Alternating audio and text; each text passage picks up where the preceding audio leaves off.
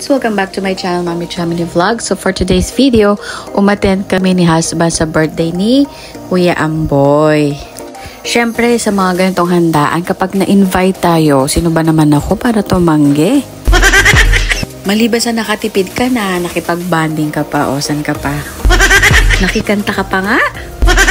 So, maliban dyan, konting background lang. So, itong Martes siblings, isa sila sa pinaka-favorite ko na teacher sa simbahan. Yung knowledge at saka yung the way sila magturo ay nakaka-amaze talaga. Wow, ganon! Yan, si Kuya Amboy.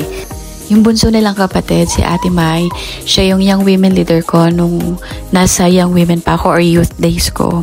So, maraming mga activities, nakatulong talaga sa akin yung mga examples, yung mga turo niya sa amin, sa young women. So, I think kaya ako nakapag-stay sa church and kaya na-enjoy ko yung pagiging member ng church dahil sa kanila or sa kay Ate Mai dahil sa pagtuturo niya sa amin.